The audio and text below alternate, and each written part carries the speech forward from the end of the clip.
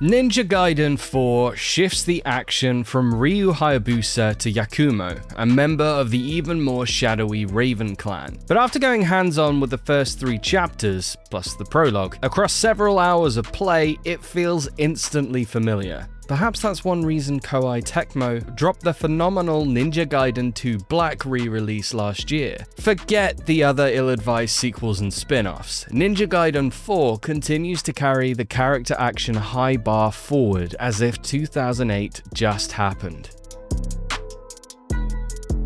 Loading Ninja Gaiden 4 up for the first time, I forego jumping straight into the story to simply mess around with the controls in training. Like extremely violent jazz, the familiar notes are all present and mine to play with. New protagonist Yakumo is just as competent as Ryu at weaving together combos across various weapons. Nab enough red orbs from felled foes and I can power up my devastating ultimate technique moves, helping to keep huge mobs at bay. Dish out enough damage and Yakumo can lop off limbs, opening enemies up to gratifying instant finishing move kills, lest the limbless enemies grab you and blow themselves up to take off a massive chunk of health. Even though development duties have shifted from Team Ninja to being headed up by Platinum Games, itself responsible for some of the best character action games in the genre, like Metal Gear Rising Revengeance, it's fantastic just how at home I feel instantly after unsheathing my controller. I tap out a launcher move to flick one enemy into the air, leap up to join him and, without having to even look at a combo list, plunge him into the iconic Itzuma drop piledriver move. It's like I never missed a day of ninja training. I've still got the moves. Ninja Gaiden 4's storyline also feels like it has the 2000s edge to stand alongside its predecessors, though at the same time it brings a new perspective to the world of ninja clans that we know.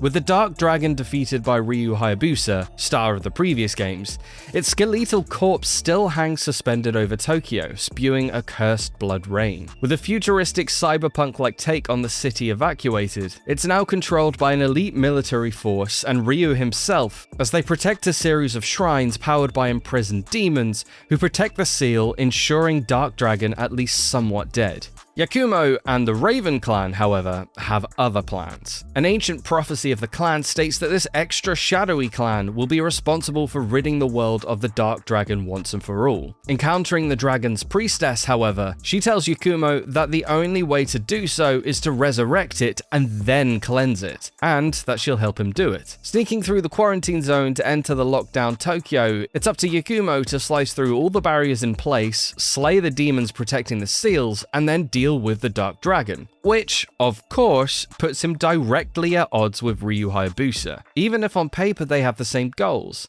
Cast in an internal light lit by neon, and with the strange twisting skeleton of the dragon hanging overhead, this vision of Tokyo is incredible, and as Yakumo gets closer to each demon's seal, they additionally twist the reality of Tokyo with their own theming. It means Ninja Gaiden 4 feels structurally familiar to past entries, while also feeling fresh, chapter-based, and very replayable because of it. Yakumo's ultimate goal to take down each powerful demon is similar to Ninja Gaiden 2, for instance, but for those who loved that game's futuristic Tokyo opening, it seems like much more of this entry will be based around exploring that location, which is great as far as I'm concerned. The prologue and 3 chapters I play set all this up, taking me right the way through to slaying that first demon, which isn't to say there's nothing new in Ninja Gaiden 4. Far from it. It's simply that Platinum Games' approach to building anew comes out of great respect for the solid foundations put into place by Ninja Gaiden and Ninja Gaiden 2. Yakumo's familiar moveset and weapons are a springboard for him to leap into even more explosively stylish fights than the series has tackled before, pushing me even harder in turn. Yakumo's Raven clan works from the shadows to achieve their goals, and they have some equally dark abilities to match. Most notable is Yakumo's Bloodbind ninjutsu, a sort of blood magic that allows him to transform both himself and his weapons into a powered-up Blood Raven form. Crucially, this is a constantly available mode shift, rather than a break in case of emergency Hail Mary. Hold the left trigger down, and Yakumo will shift instantly, giving him access to a different moveset right away. It's a new layer of action that slides right above the standard stuff. Using Bloodbind attacks expends the meter, but just about every regular option will accumulate it as well, from landing normal strikes to nifty perfect dodges. These transform your weapon as well. Yakumo's dual swords fusing together into one extra long, gnarly, glowing red one, or his polearm getting a big ol' spinning drill head. It's not just that Yakumo can shift to Bloodraven by just holding down a trigger,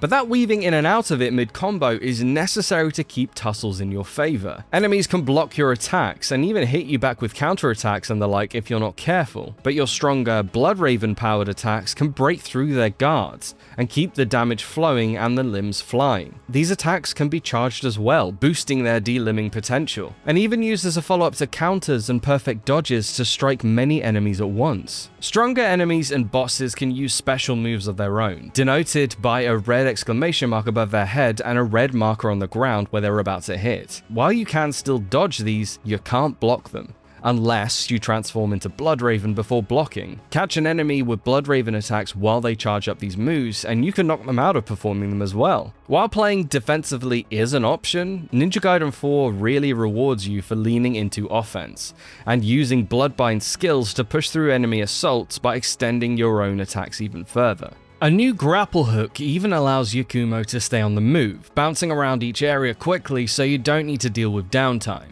It doesn't completely solve the still present annoyance of being sniped from off screen, but it does empower you to descend upon enemies using ranged attacks with ease to strike them from the battle record sharpish. But it doesn't stop there. Stay on the offense and Yakumo's Berserker mode meter accumulates, waiting for you to click in both sticks. If you thought injecting ultimate techniques into fights was powerful, you haven't seen anything yet. As well as enhancing Yakumo's ability, Berserk Charge Bloodraven strikes can one-hit kill a lot of enemies, punctuating the action with a red-tinted skill screen as you do.